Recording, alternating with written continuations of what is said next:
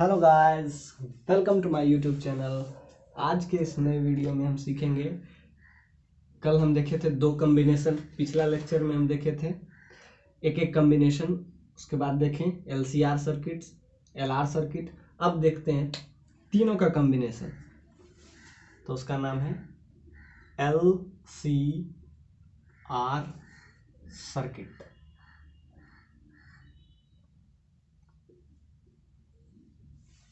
LCR circuit,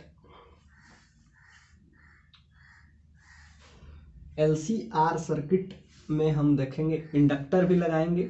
use inductor, inductor इसका मतलब ये एल है इंडक्टर, ये है कैपेसिटर, तो कैपेसिटर भी यूज करेंगे। और उसके बाद हम यूज करेंगे कैपेसिटर, उसके बाद रेजिस्टेंस यूज करेंगे।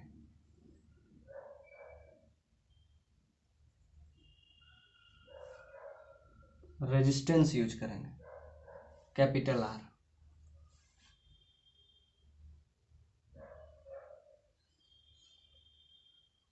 इसको हम एसी सोर्स से जोड़ देंगे। अब हम इसका देखते हैं, जैसा कि पिछले लेक्चर में भी हम देखे थे, phase constant, phase constant, phase constant. उसके बाद हम देखेंगे current, current vs voltage relation. उसके बाद हम देखेंगे impedance, impedance of L C R circuit, impedance of L C R circuit. तो पिछले लेक्चर में हम देखे थे L R circuit, C R circuit. अब हम देखेंगे कैपेसिटिव सर्किट देख लिए थे, और रेजिस्टिव सर्किट, और दूसरा हम रिलेशन देखे थे एलआर सर्किट में, इंडक्टिव एंड रेजिस्टिव। अब हम देखेंगे तीनों का कॉम्बिनेशन। यूजुअली कोई भी सर्किट अगर हो तो उसमें तीनों होता है, उसमें इंडक्टर भी होता है, कैपेसिटर भी होता है, रेजिस्टर भी होता है। लेकिन हम इसको अलग अलग पढ़ते हैं क्योंकि समझना आसान इसलिए हो जाता है, अलग अलग पढ़ने से ये कंसेप्ट समझना बहुत आसान हो जाता है। हमको अब क्या देखना है, इसमें फेज कांस्टेंट देखना है, इसमें करंट वीएस वोल्टेज देखना है, इम्पीडेंस देखना है। तो ये सर्किट बहुत इंपॉर्टेंट है। अगर आप प्रीवियस लेक्चर समझ पाए होंगे तो ये समझना बहुत आसान है। तो पहले आप उसको देखिए क्योंकि उसमें हम सारा इंडिविजुअल बताए हैं। एलआर सर्किट का अलग है, कैपेसिटिव सर्किट का अलग है, रेजिस्टिव सर्किट का अलग है। इस लेक्चर में हम देखेंगे फेज कांस्टेंट। इस लेक्चर में हम तीनों का कॉम्बिनेशन, जो कि यूजुअली आपको हमेशा तीनों का ही कॉम्बिनेशन मिलेगा नेचर में, मतलब यूजुअली यही आपको मिलेगा। लेकिन हमको कंसेप्ट इजी करने के लिए हमको इंडिविजुअल भी पढ़ना पड़ता है। दो का कॉम्बिनेशन भी लिए थे, एल सी, इसका कॉम्बिनेशन, फिर इसका कॉम्बिनेशन लेके हम सीखे। अब हम पढ़ेंगे तीनों सर्किट, मतलब इसका क्या नाम है, एल सी आर सर्किट। अब हम देखते हैं इसका फेज कांस्टेंट क्या होता है। अब देखिए ये तो एसी सोर्स है, एसी सोर्स, ये आपको एसी सोर्स है। अब इसमें हमको क्या निकालना है, we have to find the phase constant, current and voltage, impedance. Impedance जैसा कि इंपीडेंस आप समझते होंगे, इंपीडेंस किसको कहते हैं, इस सर्किट का, इस एलसीआर सर्किट का जो रेजिस्टेंस होता है, जिसको कहते हैं equivalent resistance, in sense equivalent resistance, equivalent resistance, इसको कहते हैं impedance of this LR circuit. अब हम इसका अलग अलग ग्राफ बनाएंगे। सबसे पहला है कि जैसा कि हम पिछले लेक्चर में बता चुके हैं, ERMS का जो वैल्यू होता है वो हो जाता है E naught, that is peak current sine omega t. यही अगर करंट का रिलेशन हो तो क्या लिखेंगे, exactly IRMS is equal to, same use करेंगे हम। यहाँ पीक करंट है तो यहाँ पीक वोल्टेज हो जाएगा, वोल्टेज है तो यहाँ करंट हो जाएगा, इसका हो जाएगा I naught sine omega t. अब हम बात करेंगे LCR सर्किट का, फेज कांस्टेंट पे करेंगे, करंट vs वोल्टेज और इंपेडेंस पे देखते हैं। We have to find. अब हम इसका सबसे पहले ग्राफ बनाते हैं।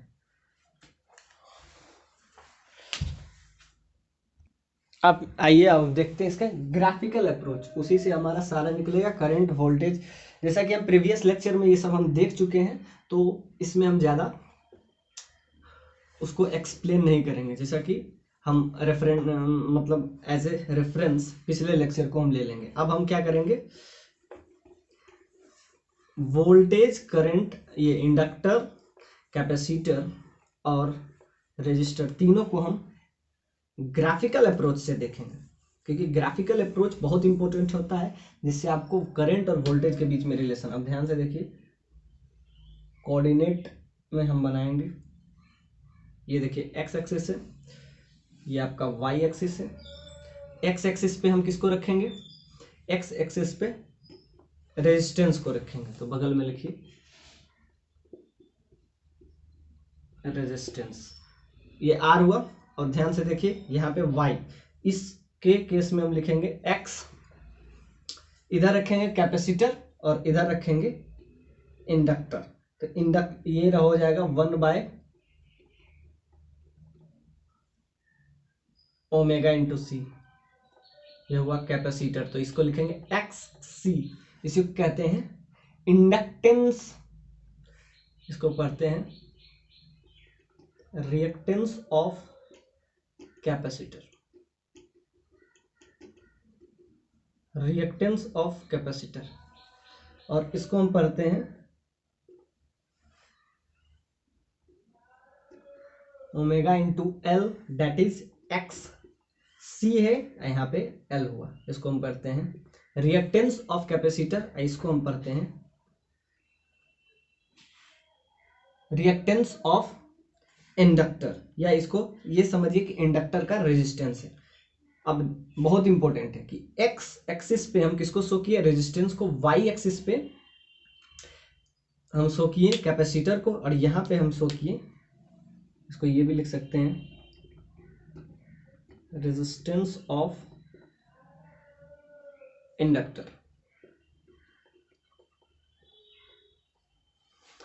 अब ध्यान से देखते हैं, ये तीनों के बीच का रिलेशन है। अब ये बहुत इंपॉर्टेंट है, क्योंकि अब तक हम जो देख रहे थे उसका सबसे इंपॉर्टेंट लेक्चर ये है, क्योंकि इसमें हम तीनों को चर्चा किए हैं। एक सर्किट में इंडक्टर भी है, कैपेसिटर भी है और रेजिस्टर भी है, रेजिस्टेंस भी है, कैपेसिटेंस भी है। अब हमको निकालना है, अब ध्यान से देखिए कि इस केस में ये लीड कर रहा है, जैसा कि हम प्रीवियस लेक्चर में बताए थे कि जो कैपेसिटर होता है वो इन कैपेसिटर याद रखिएगा, इसको हम लास्ट में एक ट्रिक बताएंगे। Capacitor leads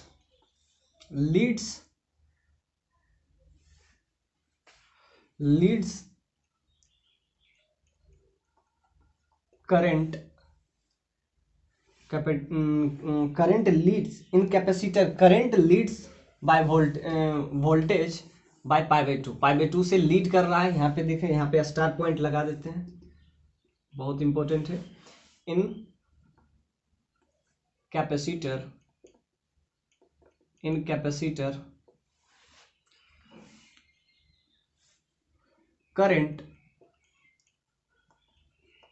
current Leeds voltage, current Leeds voltage by pi by to.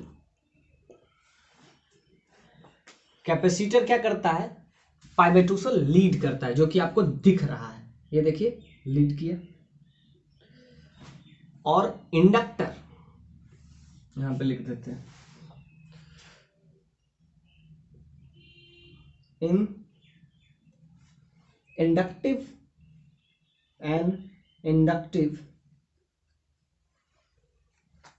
an inductive circuit in an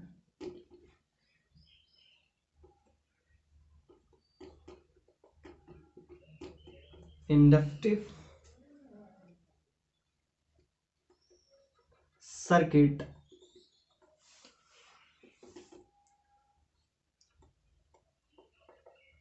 current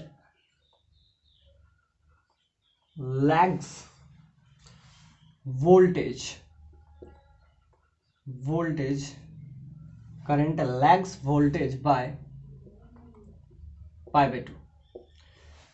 तो ये आपका बहुत स्टार पॉइंट है। ये हमेशा दो याद रखिए कि कैपेसिटर जो होता है वो पाई बाई 2 से लीड करता है, जो कि आपको दिख रहा है इन सेंस एक्स एक्सिस से ये लीड कर रहा है। कौन? कैपेसिटर। और यही देखिए इधर लैग कर रहा है, तो इसको क्या बोलते हैं? लैग। तो कैपेसिटर लीड कर रहा है और याद रखिएगा इंडक्टर जो है लैग करता है। तो जब भी आपको याद रखना हो, इसमें सबसे इंपॉर्टेंट ट्रिक है कि आप रखिए सी से कैपेसिटर, एल से इंडक्टर। अब ध्यान से देखिए, इसको एज ए ट्रिक भी याद रख सकते हैं, इसमें हम ट्रिक कुछ लगाते हैं। बाकी तो ये थ्योरी है, ट्रिक सबसे इंपॉर्टेंट है क्योंकि इतना हमको पढ़ना ना पड़े अगर हमको ट्रिक पता हो। तो ध्यान से देखिए,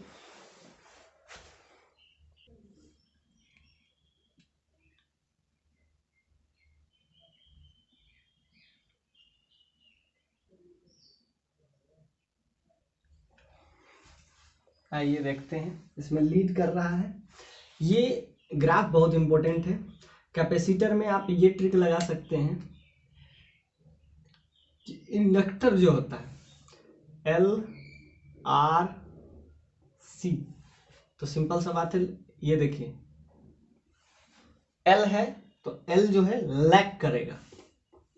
ये समझिए कि सिंपल सा बात है, ये जो पहले आ रहा है वो लैग करेगा, सबसे कम ये, तो ये लैग करेगा, तो ये लैग करेगा तो यहां आएगा नेगेटिव आई एक्सिस में। इसको एज ए ट्रिक यूज कर सकते हैं,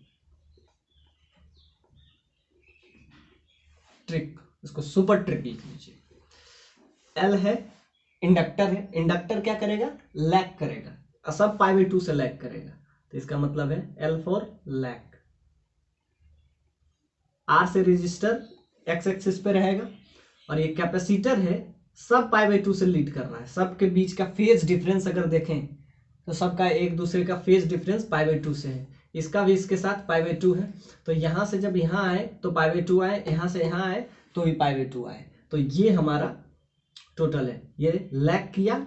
एलसीआर में ऐसे ट्रिक समझिए, सुपर ट्रिक, कि अगर एल, एल क्या हुआ? इंडक्टर, इंडक्टर क्या हुआ? पाई बाई 2 से लैग किया, तो इसमें एल फोर लैग है। रेजिस्टेंस जो है वो जिधर करंट जा रहा है उधर ही जाएगा। हम बताए थे वोल्टेज और करंट के बीच में रिलेशन बहुत मायने रखता है। एसी का ये कोर है, core of this chapter AC, कि आपको ये पता होना चाहिए कि वोल्टेज या करंट कौन लीड कर रहा है और कौन लैग कर रहा है, ये जानना बहुत जरूरी है। तो इसको अगर एज ए ट्रिक समझिए तो L4 क्या हुआ? L4 L stand lags. C क्या है यहाँ पे? कैपेसिटर है। LCR या LRC भी सर, इसको LCR या LRC ध्यान से देखिए। रेजिस्टेंस तो हमेशा एक्स एक्सिस पे रहेगा, तो L4 हमेशा याद रखिएगा L stand for lag, L stand for lag. C से तो कैपेसिटर है, तो कैपेसिटर जो है लीड करता है कितना से? सबका फेज डिफरेंस आपस में। तो सिंपल सा बात है कि आप इस तरीके से LCR मत याद रखिए, LRC याद रखिए। L से लैग किया, कौन किया? इंडक्टर। इंडक्टर में जो करंट है वो क्या होता है? लैग करता है। किसके रिस्पेक्टिवली? लैग या लीड, किसी के दो आदमी, दो चीज होना चाहिए ना। तो जब भी हम बताए थे तो वो करंट VS वोल्टेज की बात है, करंट VS वोल्टेज। तो याद रखिएगा जब एल का बात हो तो लैग कर रहा है, कितना से लैग कर रहा है, π/2 से। ये एकदम फिक्स है कि इन कैपेसिटर, वैसे हम लिख भी दिए, इन कैपेसिटर करंट लीड करता है कैपेसिटर में, करंट ये लीड किया तो इसको सबसे साइड में रखें। ये ट्रिक है, एज ए ट्रिक आप यूज कर सकते हैं। बाकी तो हम इसका डेरिवेशन तो बता ही हैं कि कैसा है। उसके बाद क्योंकि ये बहुत इंपॉर्टेंट है, एल से लैग, आर एक्स एक्सिस पे है, सिंपल सा बात है। ये ग्राफ सबसे इंपॉर्टेंट है। ग्राफ ध्यान से देखिए कि वाई एक्सिस पे हम किसको रखें, कैपेसिटर को, एक्स एक्सिस पे रखें और रेजिस्टेंस को, और नीचे जो है इसको हम क्या रखेंगे, इंडक्टिव सर्किट को। अब हम ध्यान से देखते हैं, जब हम बात कर रहे थे इम्पीडेंस की, अब हमारा बात होगा, क्योंकि ये बहुत इंपॉर्टेंट है इस चैप्टर में कि करंट लीड कर रहा है या वोल्टेज लीड कर रहा है, और अगर लीड कर रहा है तो कितना से लीड कर रहा है। तो ध्यान से देखिए, रेजिस्टेंस जिधर है उधर करंट बह रहा है। तो इसके केस में, किसके केस में, कैपेसिटर के केस में, तो ये देखिए यूं π/2 से ये एक्सिस समझिए ऐसे है, एक्स एक्सिस को π/2 से अगर हम करेंगे तो वाई एक्सिस पे आ जाएगा। और यहाँ से अगर लैग किए, यानी कि जब इंडक्टिव सर्किट हो तो करंट जो हो वो पीछे होता है, कितना से, π/2 से। तो ये बहुत ट्रिक है। L stand for lag, R से रेजिस्टेंस है जो कि एक्स एक्सिस पे है, जिधर करंट है उधर ही। इस केस में क्या हुआ, जिधर करंट है उधर वोल्टेज है। किसके केस में, रेजिस्टिव सर्किट में जिधर करंट है उधर ही वोल्टेज है। लेकिन जब कैपेसिटिव सर्किट की बात करते हैं तो वो π/2 से लीड करता है। कौन लीड करता है, करंट, किसके रिस्पेक्टिवली, वोल्टेज के रिस्पेक्टिवली। और जब हम इंडक्टिव सर्किट में आते हैं तो ये देखिए इस तरीके से निगेटिव टाइप आ रहा है। ये देखिए पॉजिटिव, इसको अगर पॉजिटिव लिए तो इसको निगेटिव लेना पड़ेगा। इस सेंस को पॉजिटिव लेते हैं तो इस सेंस को हमको निगेटिव लेना पड़ेगा। तो जब ये पॉजिटिव हुआ तो ये क्या हुआ, लीड हुआ। This stand for lead. कौन लीड किया भाई, कैपेसिटर। ये लैग।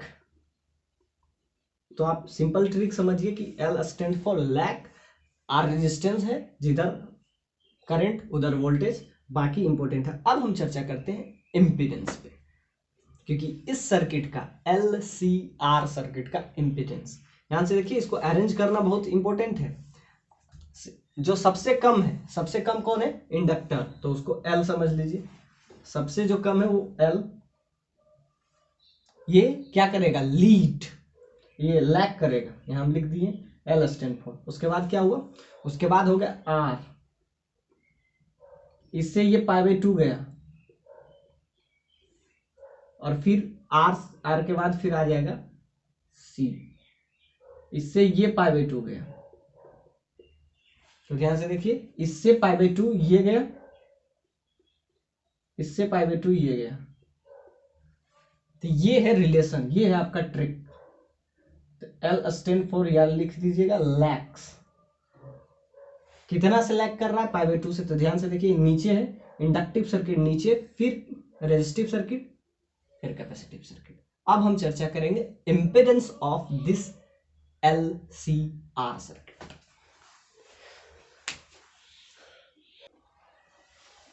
आइए अब देखते हैं impedance of this LCR circuit.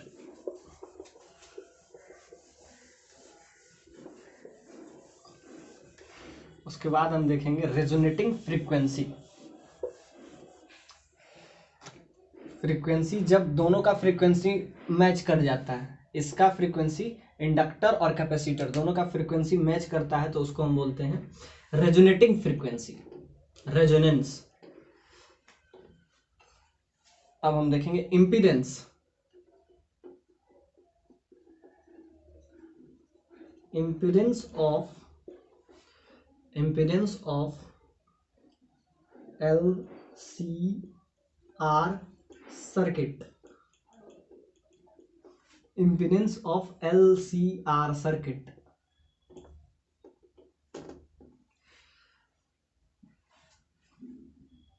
ध्यान से, अभी हम इसका ग्राफ बनाए। ग्राफ इंपॉर्टेंट है। इधर रिएक्टेंस है, रेजिस्टेंस है, इधर आपको हो जाएगा capacitance 1/ω into C, that is X C। इधर हो जाएगा आपका इंडक्टर, ओमेगा इंटू L, इसको लिखते हैं S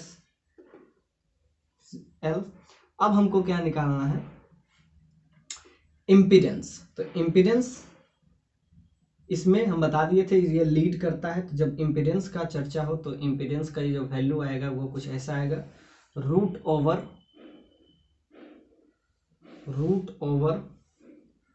1/ओमेगा इंटू सी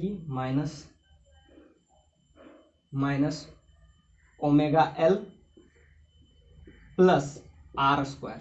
याद रखिएगा, जब भी दो वेक्टर परपेंडिकुलर हो, जब दो वेक्टर परपेंडिकुलर हो तब हम ये फॉर्मूला यूज करते हैं, ये हम पहले बता चुके हैं। तो रिएक्टेंस का ये जो फॉर्मूला आएगा 1/ओमेगा इंटू सी, ये आप हमेशा याद रखेंगे, इट इज इम्पोर्टेंट फॉर्मूला।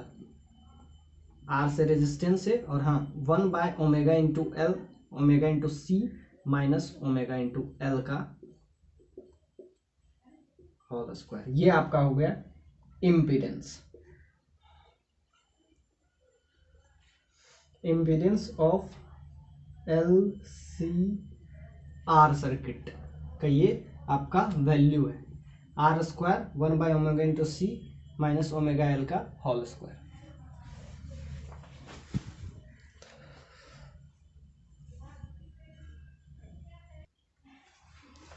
आइए देखते हैं, इम्पीडेंस देख ले। इम्पीडेंस का फॉर्मूला बहुत इंपॉर्टेंट है, रूट ओवर, याद रखिएगा, रूट ओवर 1/ओमेगा into C minus omega into L. क्यों इसको इससे माइनस किए? ऐसा हो सकता है कि ये इस बड़ा हो, ये a माइनस बी या b माइनस ए का होल स्क्वायर से कोई ज़्यादा फर्क रिजल्ट पे नहीं पड़ेगा। सो ये मत समझिएगा कि ये ज़्यादा है ये कम है, ऐसा कुछ नहीं है। अगर ये ज़्यादा हुआ a प्लस बी या a माइनस बी या b माइनस ए का होल स्क्वायर का वैल्यू दोनों का सेम ही आता है, इसलिए इससे कोई फर्क नहीं पड़ता है कि 1/ओमेगा सी माइनस ओमेगा एल है या ओमेगा एल, कहीं ये भी हो लिखा हो सकता है ओमेगा एल पहले भी हो। तो याद रखिएगा a माइनस बी या b माइनस ए का होल स्क्वायर में कोई रिजल्ट पे कोई फर्क नहीं पड़ता है। तो हो सकता है ये बड़ा हो तो ये पहले आ जाए, ये जब छोटा हो तो ये बाद में आए, तो रिजल्ट पे कोई फर्क नहीं पड़ेगा। a माइनस बी या b माइनस ए का होल स्क्वायर से कोई रिजल्ट पे फर्क नहीं पड़ेगा। तो ये आपका हुआ इम्पीडेंस। क्या इम्पीडेंस हुआ? रूट ओवर 1/ओमेगा into C minus omega L. L क्या है यहाँ पे? ओमेगा क्या है? एंगुलर फ्रीक्वेंसी लिख देते हैं। जब एसी सोर्स है तो 220 वोल्ट, इंडिया में है 220 वोल्ट 50 हर्ट्ज, 50 हर्ट्ज। तो यहाँ जो 50 हर्ट्ज है उसको कहते हैं एंगुलर फ्रीक्वेंसी। यहाँ पे ओमेगा क्या है? ओमेगा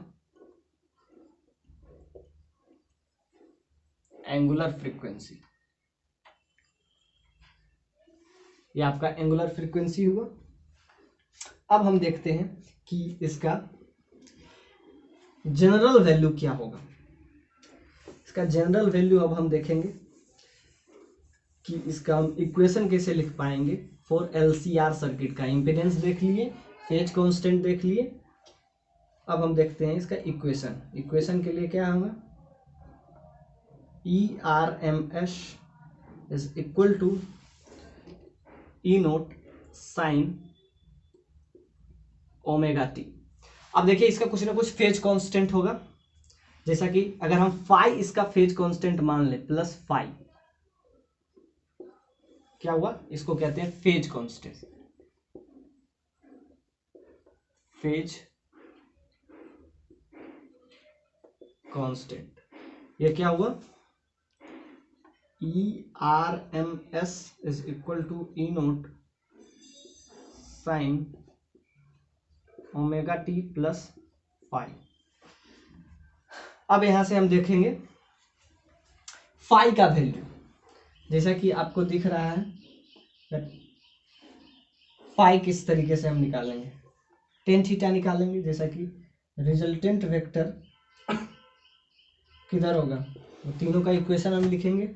रिजल्टेंट वेक्टर इधर हुआ, ये हुआ आपका जेड। आपको क्या निकालना है? आपको निकालना है, जैसा कि ग्राफ हम अभी बताए थे, ग्राफ तो हम क्या किए थे, इधर रेजिस्टेंस रखे थे, इधर कैपेसिटेंस रखे थे 1/ओमेगा इंटू सी, इधर क्या रखेंगे? Omega into L. इसको कहते हैं एक्स एल इसको कहते हैं एक्स सी। अब हमको क्या निकालना है, हमको यहाँ से देखना है कि इसका वैल्यू क्या आएगा।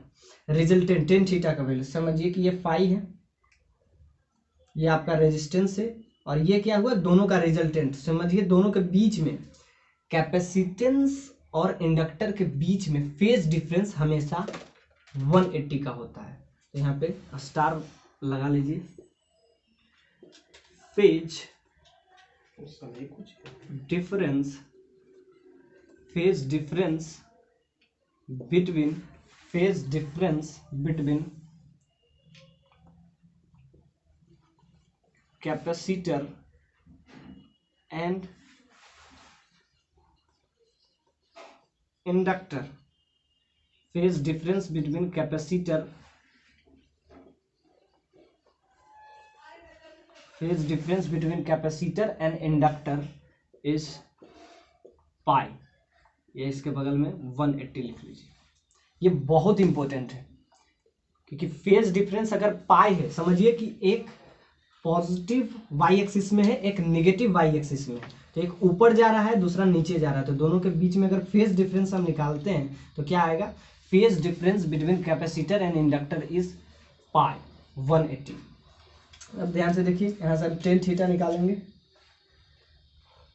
तो ये जो हुआ ये रिजल्टेंट हुआ, ये रिजल्टेंट वेक्टर हुआ, तो ये हुआ देखिए 1/ओमेगा into C minus omega L, ये दोनों का रिजल्टेंट वेक्टर हुआ, ये हुआ।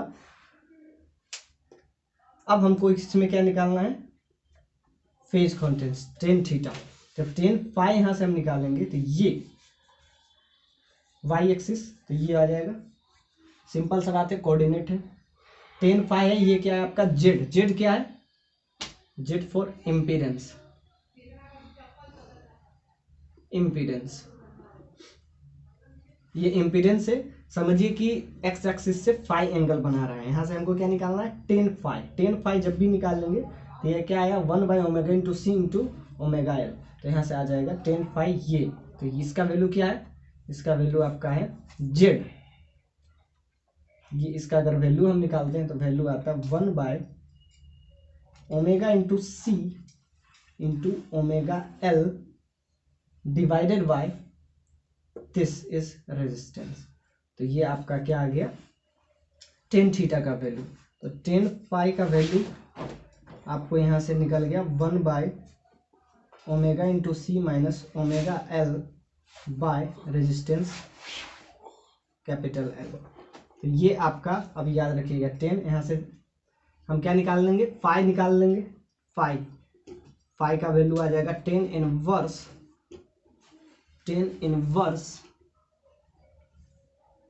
1/ओमेगा C minus omega L divided by resistance R. ये आपका फाई आ गया। अब फाई आ गया, यहाँ फाई का वैल्यू पुट कर देंगे, put the value and get the result. अब कुछ नहीं है क्वेश्चन में, अब इसमें फाई का वैल्यू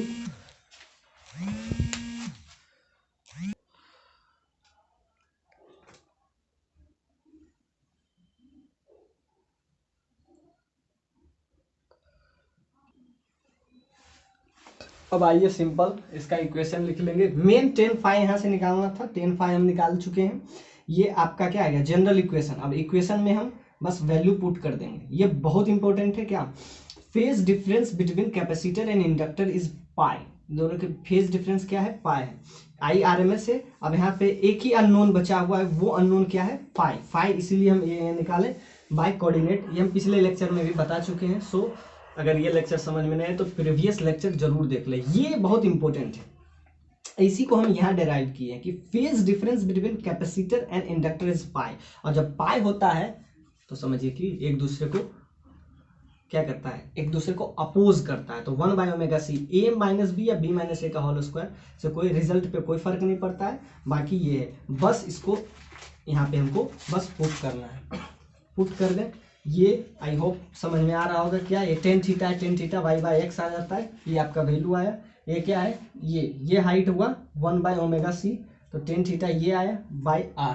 तो यहाँ से थीटा फाई आ गया, बाकी अब वैल्यू पुट कर देते हैं, आपको सारा रिजल्ट आ जाएगा। अब इसको हम थोड़ा सा मिटा के अब हम बस इक्वेशन ऑफ, ये जनरल इक्वेशन है, जनरल इक्वेशन हम लिख लेते हैं। इस केस में जनरल इक्वेशन क्या होगा,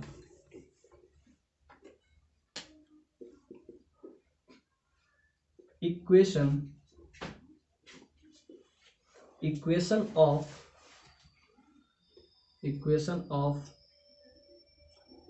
LCR circuit, equation of EMF का इक्वेशन चाहिए किसमें, LCR सर्किट में। अब जैसा कि हमको पता है ERMS होता है क्या, E naught sine omega T plus five का वैल्यू यहां से हम पुट करेंगे, तो फाइव का वैल्यू क्या है, टेन इनवर्स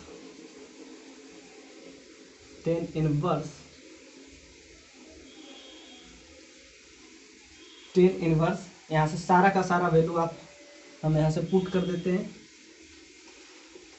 जिससे आपको इक्वेशन आ जाएगा किसका, LCR सर्किट का। यहाँ से आ गया 10, यहाँ से आ जाएगा 1/ओमेगा इंटू एल ओमेगा एल, यहाँ से लिखते हैं IRMS E naught sine omega T plus five का वैल्यू आ जाएगा 10 इनवर्स 1/ओमेगा into C minus omega L divided by R. ये आपका इतना वैल्यू आ गया। अब हम इसको थोड़ा सा और देखते हैं, इसका पूरा का पूरा वैल्यू हम ले आते हैं। अब हम ई नोट क्या है यहाँ पे, जैसा कि हम बताए थे ई नोट है यहाँ पे peak voltage,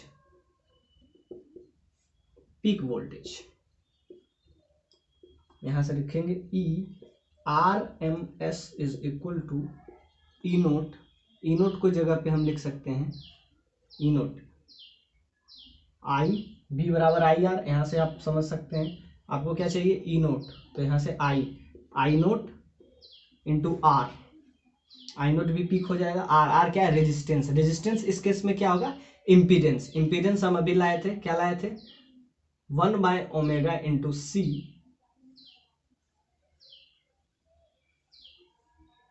minus omega L का whole square plus R square. बस ये हम इस जगह पे हम पुट कर देंगे और आपका आ जाएगा ई नोट का वैल्यू यहाँ से क्या आ रहा था, रेजिस्टेंस का वैल्यू आ रहा था आपका, वो पुट कर देंगे, बाकी तो जो साइन का फंक्शन है वही रह जाएगा। ये आपका आ गया इक्वेशन। आई नोट आर का वैल्यू कितना है, आर का वैल्यू यहाँ से आप अगर निकाल सके, ये आपका आ गया ईएमएफ में। और अगर हम इसको करंट में ले, करंट में जब लेंगे IRMS हो जाएगा, IRMS तो हो जाएगा आई नोट, इसको लिखे equation of current in LCR circuit.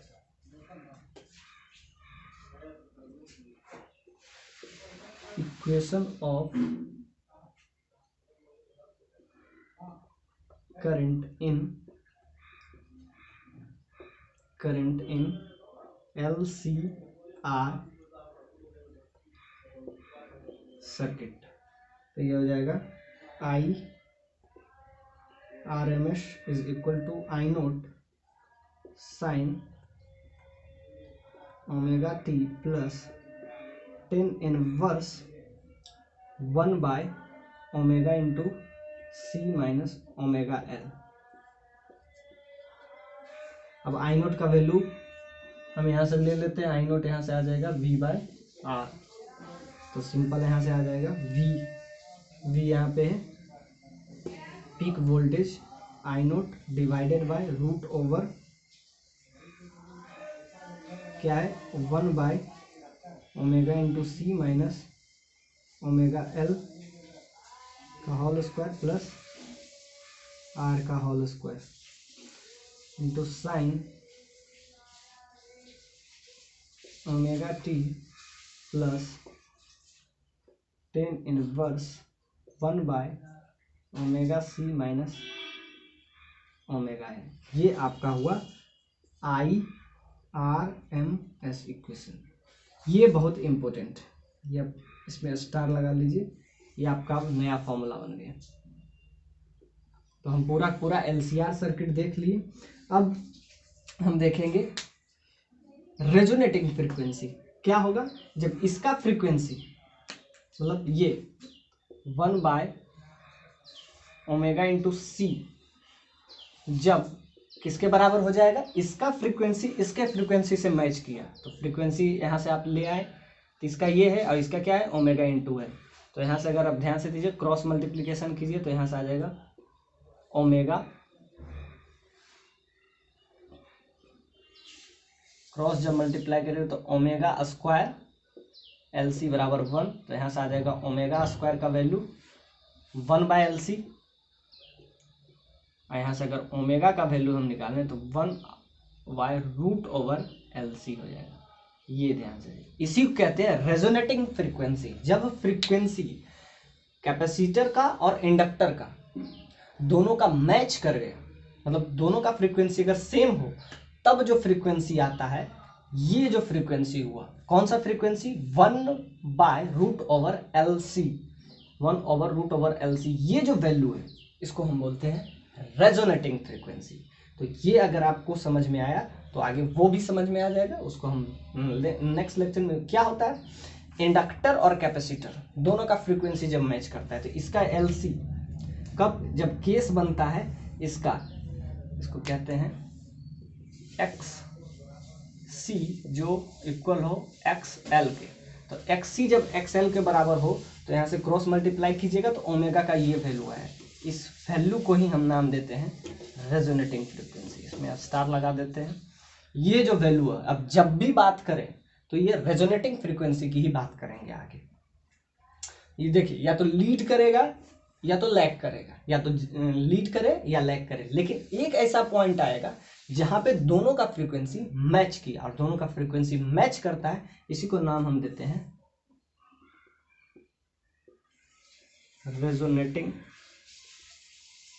Resonating frequency. ये आपका हो गया रेजोनेटिंग फ्रीक्वेंसी। तो हम अगले लेक्चर में चर्चा करेंगे। आई होप आपको वीडियो अच्छा लगे। Please like share and subscribe.